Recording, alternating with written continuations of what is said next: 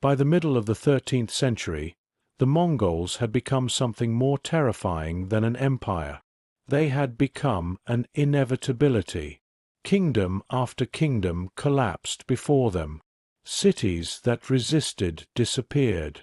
Armies that stood and fought were annihilated. From the plains of Central Asia to the heart of Europe, stories spread faster than the Mongol horsemen themselves. They were unstoppable. Entire populations fled before battles even began. Some rulers surrendered without resistance. Others chose to fight. Most regretted that decision. The empire created by Genghis Khan had continued expanding with astonishing speed under his successors. Every campaign seemed to confirm the same terrifying conclusion. No army could stop the Mongols. Not the kingdoms of Central Asia. Not the great cities of Persia. Not the mighty caliphate centered in Baghdad. When Baghdad fell in 1258, the shock reached every corner of the known world. One of the greatest cities of the Islamic world had been overwhelmed. The symbolic heart of the Abbasid Caliphate lay in ruins. If Baghdad could fall, who could possibly survive? The answer, many believed, was simple. No one. After the destruction of Baghdad, the Mongol advance continued southward into Syria. City after city submitted or was abandoned. Aleppo fell. Damascus surrendered. The road toward Egypt appeared open. And Egypt was different, because Egypt was ruled by men who had never expected to become kings. They had begun life as slaves, purchased as children, trained as warriors, forged through discipline rather than birth. They were the Mamluks. Unlike many kingdoms facing the Mongols, the Mamluks understood there would be no safe surrender. If Egypt fell, their civilization would likely disappear. Retreat meant extinction, which left only one choice: fight. After the fall of Baghdad and the submission of much of Syria, the Mongols no longer believed they needed to convince kingdoms to surrender. Their reputation did that for them. Where Mongol banners appeared, fear often arrived first. Stories of destroyed cities had spread across Asia and the Middle East. Refugees carried tales of overwhelming cavalry, brilliant battlefield tactics, and ruthless reprisals against those who resisted. The message was simple: submit or disappear. When the Mongols turned their attention toward Egypt, they followed the same pattern that had worked so many times before. Envoys were sent to Cairo. Their mission was not diplomacy. It was intimidation. The letter they carried demanded complete submission to Mongol authority. It warned the Mamluks that no fortress, no army, and no ruler had been able to resist the empire's advance. The implication was unmistakable. Egypt would become the next Baghdad. Inside Cairo, the message spread quickly through the court of Sultan Qutuz. Everyone understood the stakes. The Mongols had already defeated empires far older and wealthier than the Mamluk Sultanate. They had crushed kingdoms with larger territories and greater resources. On paper, resistance seemed almost irrational. Some advisors argued that survival required negotiation. Others urged delay. A few believed surrender might preserve Egypt from destruction. But Qutuz reached a different conclusion. He believed surrender would only postpone disaster. If the Mamluks accepted Mongol rule, they would lose not only their independence, but also the military system that had made them powerful. Their elite cavalry would be absorbed or destroyed, their leadership replaced. Egypt would survive in name alone. Qutuz refused. According to later historical accounts, the Mongol envoys met a fate unlike any they expected. Rather than returning with Egypt's submission, they were executed, and their heads displayed publicly on the gates of Cairo. The message was now unmistakable. The Mamluks had chosen war. It was one of the boldest and riskiest decisions of the medieval world, because once the Mongols committed themselves to revenge, history suggested there would be no mercy. Yet fate intervened in a way neither side expected. In 1259, news reached the Mongol command that Monk Khan had died. The succession crisis forced Hulagu Khan to withdraw much of his army eastward to take part in the struggle over the empire's future. He did not leave the region undefended. A capable and experienced commander remained behind.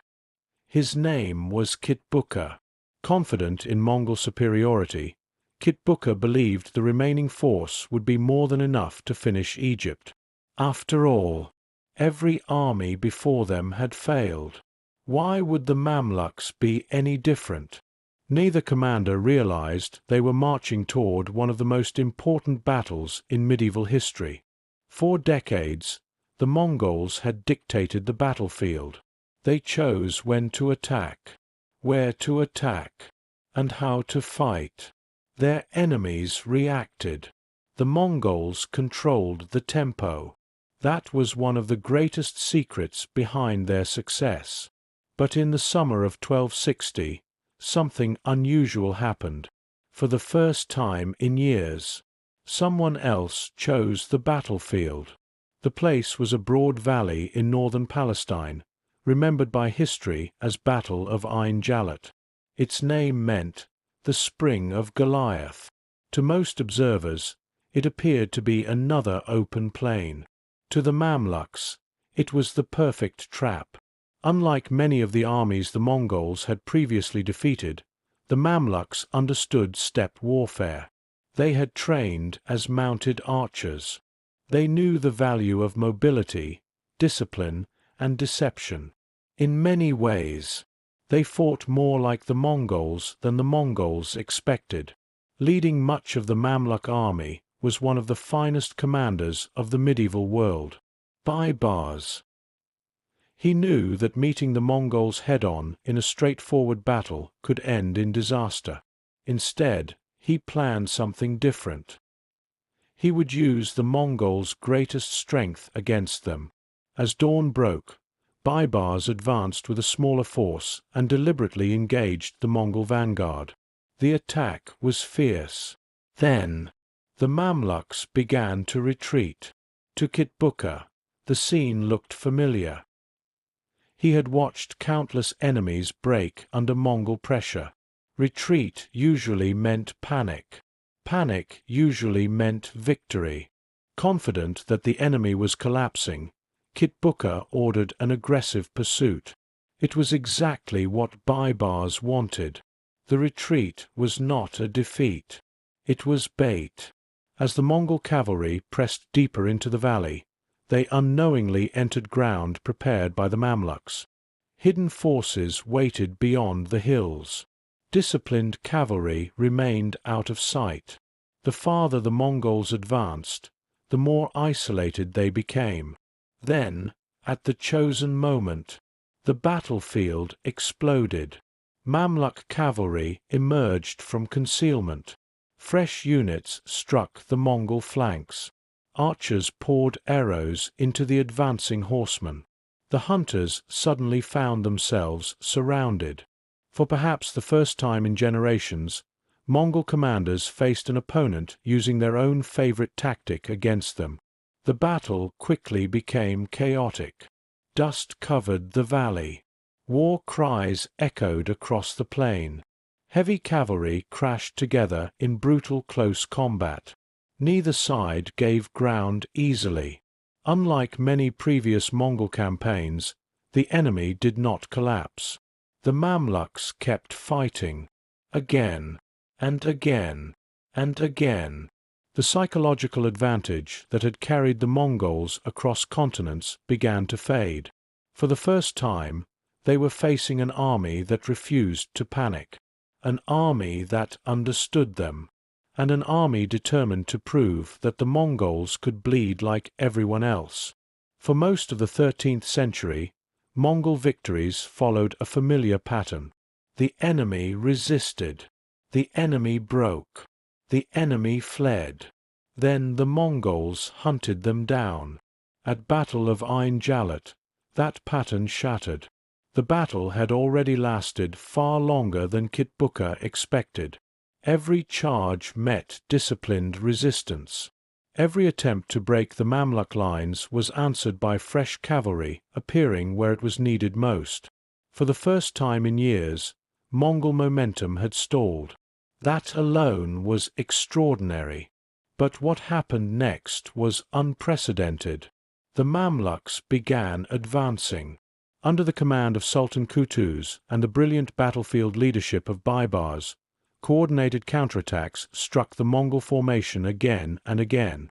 According to later chroniclers, there came a critical moment when Qutuz is said to have thrown aside his helmet and ridden forward, shouting for his warriors to follow him.